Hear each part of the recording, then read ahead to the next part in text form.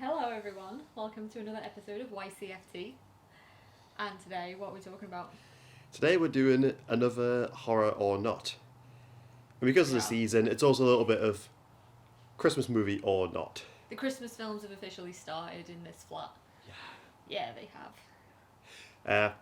So we are talking about Gremlins. The masterpiece that is Gremlins. Yeah, Joe Dante's Yeah. Gremlins. Indeed. What year was it released, Sam? It was released in 1984, which was a good year for cinema. Next we also had Temple of Doom. We also had the brilliant Temple of Doom. And Steven Spielberg, as well as doing that movie, he also exec produces Gremlins. It's, as you say, it's directed by Joe Dante, but it is written by Christopher Columbus. Who wrote it as a spec script to prove he could write. Yeah. He never intended it to be a movie. No, he did not.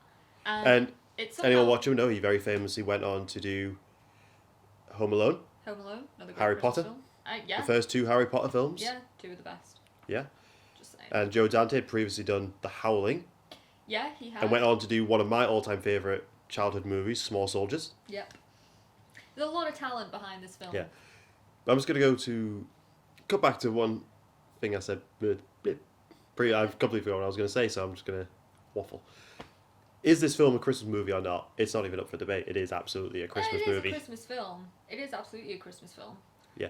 For me, a Christmas needs to be woven into the plot. Yeah, So for sure. it's set in the Christmas season. Gizmo was bought as a Christmas present. We see Yeah. them attack a Santa. Yeah. They sing carols outside of someone's house before brutally attacking them. Well, am I right in saying as well that most of the plot is Christmas Eve? It's Yeah. all kind of focused on the one night, Christmas isn't Eve, it? yeah. Yeah. So it's undoubtedly a Christmas movie. Yeah, absolutely. Interesting fact about this film that we discovered. So we were talking about Temple of Doom. Critics were not too kind to Temple of Doom because it was a PG, and they did not like the violent and the darker themes of that movie, which irked Spielberg a little bit. And similarly, when Gremlins was released, it kind of met with the same reaction. Critics thought it was too dark to be released for kids. It is a pretty violent film. It is actually, yeah. Yeah. The Gremlins So- don't do too well in this film. Spielberg went back to the... MPAA rating system. Yes. And within a couple of months, they came up with PG-13.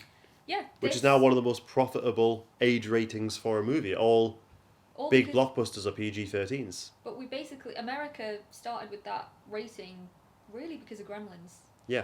This is the film that kind of kickstarted an entire new rating for American cinema. It also kickstarted a whole new genre of horror movies. It did. The small creature features. The small creature features. Yeah, It's undoubtedly a creature feature itself, but we have the likes of ghoulies, critters, all sorts of... The Munchies. The Munchies. I've not seen that one. Hobgoblins. Ghoulies was not good. I've watched that. Critters is really good. I really enjoy Critters. Critters 3. I haven't seen Critters 3. Little known fact, stars a very baby Leonardo DiCaprio. Yes, it does. Only reason I bought the entire box set when I was young purely because of Critters 3. Did you only watch Critters 3? Yeah, and my mum went mad. It's not a bad film. So the plot of Gremlins, like I previously said, it's the dad who is an inventor, Yes, yeah. goes to China. He's trying to sell his inventions off, and he ends up getting In Chinatown. getting a present for his son that Yeah. he sees. It's called a Mogwai. This little, weird, very cute little creature. Yeah, which the reason I put Grogu or Baby Yoda in front of us is because it's the closest thing we have that resembles Gizmo, It's the only Mogwai. thing we had. And Sorry. I definitely think his look was inspired a bit by him. Now we just recently rewatched the movie, yes. Yeah, it absolutely was. The guy is unwilling to sell. His grandson sneakily sells it to him Yeah. with free rules, which is what I think puts it in. Obviously, Scream would later come along and establish the rules of horror. Horror movies have rules. Yes. So does this movie. It doesn't like bright lights. Keep out bright lights. Sunlight will kill him. Yes. Don't get him wet. And Try don't not feed to. him after midnight. Which, I always debate this. When does that end? Is it when the sun rises? Is there a certain time? Are they not allowed When are you breakfast allowed before to 9 a.m.? refeed 'em? When is every time is after midnight if you look at it in a certain way. So, When does it start? but there are established rules. There are, yes. Yeah, absolutely. And the plot is based on World War II folklore. Yeah, it's another very interesting fact. So, in World War II, where the planes would experience mechanical failures, the pilots would put it down to, oh, it's the little gremlins that are attacking the planes. And this is actually a little reference point in the film as well. Yeah, it is. Where, what's his name? I can't remember. Oh, God. I'm annoying myself because he's in Terminator. Yeah, we googled him when we were watching the movie, and he's had like over 100 credits. He's in most of Joe Dante's films, and he's fantastic. Yeah. Oh, that's going to really annoy me. But he is in it, and we'll add it in. Drunkenly tells the story of Gremlins. Yeah. Oh, it must be the Gremlins. Yeah. So obviously things go awry, gets them a bit wet, and when they get wet, they multiply. They do multiply, yeah. And they're not as fun as Gizmo. Turn into vicious little bastards. Vicious, but these they're not mindless monsters. They're very smart. This is something that we discussed in length when we were watching the movie. In terms of relating this to a horror film, the Gremlins themselves are very intelligent creatures. Yeah. They know exactly what they're doing, and the mischief they cause, they are willfully very, very malevolent. Willfully malevolent. Yeah. Yeah, and to the point where they cut his clock, his digital clock. Yeah, they so do. that Billy thinks it isn't midnight. No. One of them attacks the science teacher in the lab. They stab him to death, which is clearly revenge for when that little gremlin was injected and tested on. That scene was changed because we just see one needle in his arse, so it's assumed that he was drugged to death. But I think in the original version, he was stabbed with multiple needles. Yeah, that would have been really across his whole body. So I think that was one of the scenes where this is a bit too violent. But yeah, so they get fed after midnight. They go into their eggs, and all this them coming out of their pods and everything. The fog coming out. The effects in this film are fantastic. The effects are incredible. I mean, the Gremlins were designed by a guy called Chris Wallace. Or Wallace, I think I'm pronouncing that right. Chris Wallace, and he did a phenomenal job. Yeah, I just love it when you see behind the scenes of when they do close-up shots of Gizmo when he's doing his real emotion stuff. That is actually a giant head. It's incredible. Yeah, it's the only way they could get those emotions out. And even the little veins in the ears to reflect the light. It's just the designs are pretty phenomenal. But interestingly, did we have who voices Gizmo? Yeah, we do. It is not Gizmo, but we have Stripe. Stripe is Frank Welker, who anyone who's watched our previous videos knows that is Fred Jones in Scooby-Doo. It's Fred. The original Fred? It's the original Fred. It's the original Fred. And Stripe, for those who maybe haven't seen Gremlins, Stripe is the leader of, he has a mohawk. He has a mohawk. He has a stripe of hair. A little white mohawk, but he's the big daddy. Yeah. But as soon as that happens, as soon as they turn, that's when obviously stuff goes wrong. It's absolute carnage. And like you say, they are violent little fuckers. Yeah, they really are. I mean, they're killers. This scene I'm going to talk about now is one of the things where I think is very horror. It's when the mum is alone in the house. Yeah. She picks up a kitchen knife because she hears a noise. Yeah, well, she gets told before the gremlin cuts the phone and says, "Get out the house" from Billy. This is one of the things I think the MPA didn't like. It's that she's walking through the house with a kitchen knife. Yes. But the setup, the camera angles, the lighting they use there is very horror. Yeah, absolutely. This is another interesting thing is the gremlins are quite easily defeated one-on-one. Yes. Because it leads to a fight scene between the mother and all the gremlins in the kitchen. Literally, the first one, she catches off guard and puts him in. It's like a blender. It's a blender. He's already kind of in the blender. He's already in because he's eating the batter. And she just presses the power button, and it's the end of that one. Green blood saved this film. Green blood. Green blood. But then she literally this again, another horror scene, stabbing. On the worktop. On the worktop, and then you see him pinned. The gremlin's pinned to the chopping board. It's in agony. Whew. Yeah, and then she puts another one in the microwave. In the microwave. So the mum takes on 3 gremlins single-handedly. And then fights one in another Christmas point. Comes out of a Christmas tree and is fighting her. One hides in the Christmas tree and attacks her, but she's saved ultimately. Billy is saved with a great plant from earlier because they have 2 swords on the wall. One falls down when the door closes earlier. So the pup actually pulls that same sword out, slices its head off, head straight into the fire. It's and this is that's a great first encounter. Let's just also just reiterate, this is a kids' movie. This was marketed as a kids' film, and from what I can gather, when this film, the trailer was released to audiences back in the 80s, they did not include a lot of the violent scenes in No. the trailers. So I imagine a lot of mums and dads were like, hey, let's go see this nice Joe Dante movie, this nice Spielberg E.T. inspired film. And then you go into like, the bar scene where you've got one pretend to be a flasher. They're gambling, they're drinking, they're smoking, they're shooting. Poker. Yeah. This is another point. Like the characters are always in threat. Yes. There's actual real threat to these characters because we do actually see them.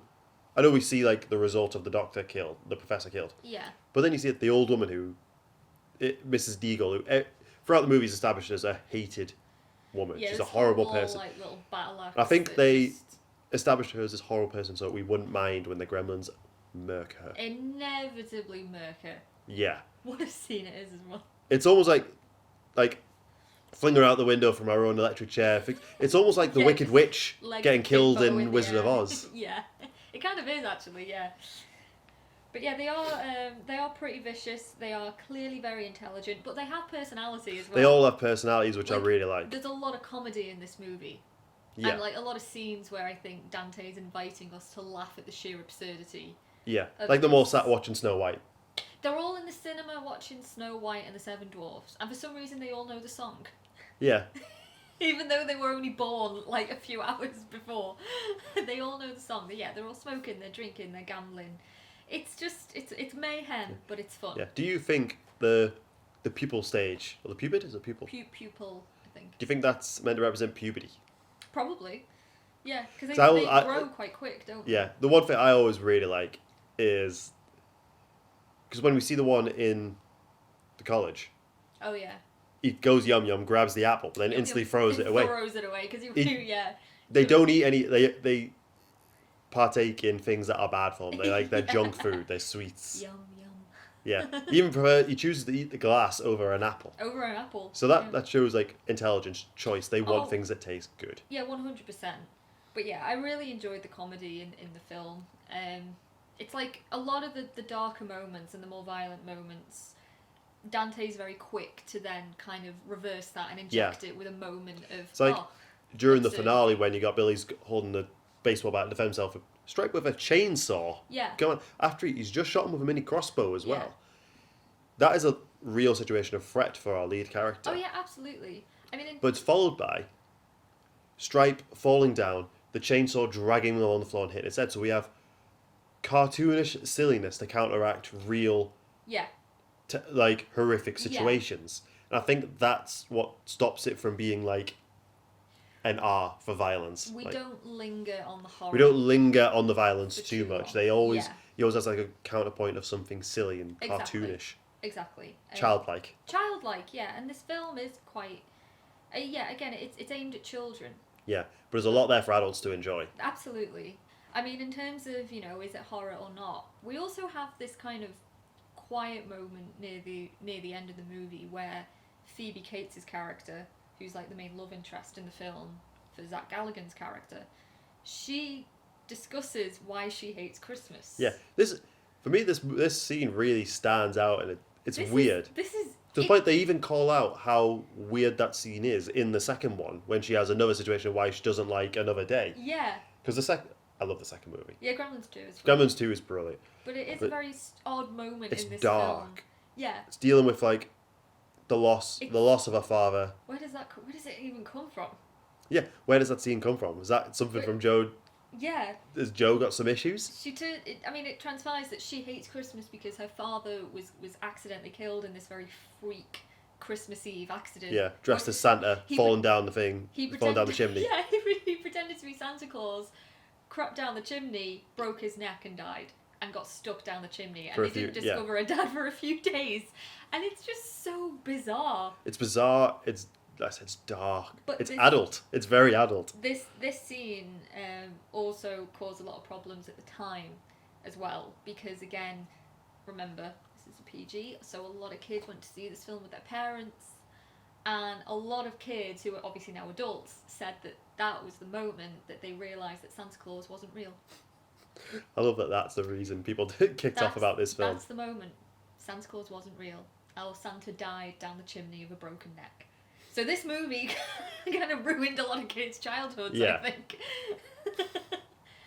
You can imagine why a lot of parents were annoyed about that. Yeah. But overall, like, I loved it. I watch this film every Christmas. It's one of my Yeah. favourite Christmas movies. Because I there's, think like, a spirit of Christmas to it. Well, it's such a unique film. Yeah.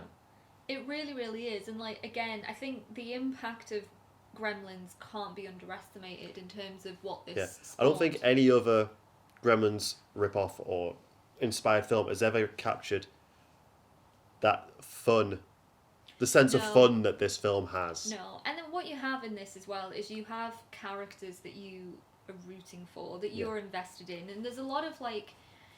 You've got that kind of magical mix of Spielberg, of Dante, of Kathleen Kennedy. You've got that kind of wholesomeness that a lot of their films have. I love Spielberg's cameo as well.